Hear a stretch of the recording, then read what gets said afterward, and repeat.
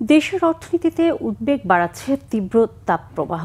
যুক্তরাষ্ট্রের কর্নেল বিশ্ববিদ্যালয়ের একদল গবেষকের গবেষণায় দেখা গেছে অতি তাপমাত্রায় বছরে ক্ষতি হচ্ছে 170 কোটি মার্কিন ডলার, যা জিডিপির 0.4%-এর সমান।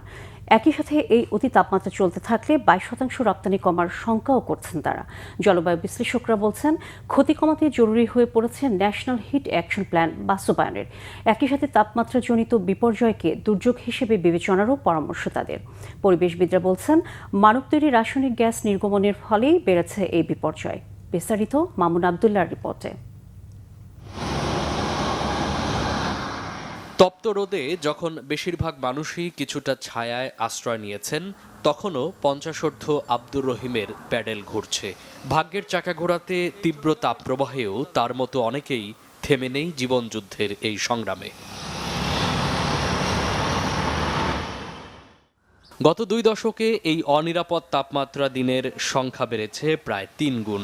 2000 সালেও যেখানে বছরে 35 ডিগ্রি সেলসিয়াস তাপমাত্রা অতিক্রম করেছিল মাত্র 46 দিন, সেখানে 2024-এ এসে তা বেড়ে দাঁড়ায় 120 দিনে। হাই বা হেভি ইন্ডাস্ট্রি যে জোনগুলো রয়েছে বা মাঝারি ইন্ডাস্ট্রি জোনগুলো রয়েছে, এগুলোর কিন্তু দেখা গেছে যে পরিমাণ ধোঁয়া নির্গত হয়, এই ধোঁয়াটা আপনার অটোমেটিকলি আপনার ওজোন স্তরকে হোল করে ফেলে। আর ওজোন স্তর যখনই হোল হয় তখন ডিরেক্টলি সূর্যের যে আলট্রাভায়োলেট রেটা আছে ডিরেক্টলি মাটিতে পড়ে। এখন দেখা যাচ্ছে যে সময় তাপমাত্রা কমার কথা সেই সময় কি তাপমাত্রা বেশি।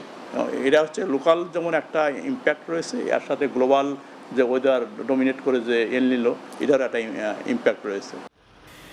ল্যান্ডসেট কাউন্টডাউনের তথ্য অনুযায়ী 2010 সালে বাংলাদেশে প্রতি 1000 মৃত্যুর মধ্যে 4টিরও বেশি মৃত্যু তাপজনিত কারণে ঘটছে, যা আগের দশকের তুলনায় 33% বেশি। তবে লন্ডন স্কুল অফ ইকোনমিক্সের গ্রান্থাম রিসার্চ ইনস্টিটিউটের 2023 সালের এক গবেষণা অনুযায়ী বেশি ঝুঁকিতে রয়েছেন বয়স্ক মানুষ। গবেষণা বলছে 2017 থেকে 2021 সালের মধ্যে বাংলাদেশের 65 বছর বা তার বেশি বয়সী প্রায় 1430 জন মানুষ তাপজনিত কারণে মারা গেছে। তাই এটিকে দুর্যোগ হিসেবে দেখছেন জলবায়ু বিশেষজ্ঞরা। অতি তাপমাত্রাকে যেহেতু এটা জনজীবনকে ব্যাপকভাবে ক্ষতিগ্রস্ত করছে, তাদের শারীরিক, মানসিক এবং আর্থিক ক্ষতি হচ্ছে, এটি দুর্যোগ হিসেবে অফিসিয়ালি ঘোষণা করাটা খুব জরুরি। যদি একটা ন্যাশনাল হিট অ্যাকশন প্ল্যান থাকে তাহলে আমরা এই সমস্যাটার ক্ষেত্রে আমরা প্রস্তুতি নিতে পারি। বিশ্বব্যাংকের গবেষণা অনুযায়ী 2024 সালে তাপজনিত শারীরিক ও মানসিক স্বাস্থ্যগত প্রভাবের কারণে বাংলাদেশে প্রায় 2,50 লাখ কর্মদিবস নষ্ট হচ্ছে। এর অর্থনৈতিক ক্ষতির পরিমাণ প্রায় 1.70 বিলিয়ন মার্কিন ডলার, যা দেশের জিডিপির প্রায় 0.4%-এর সমান।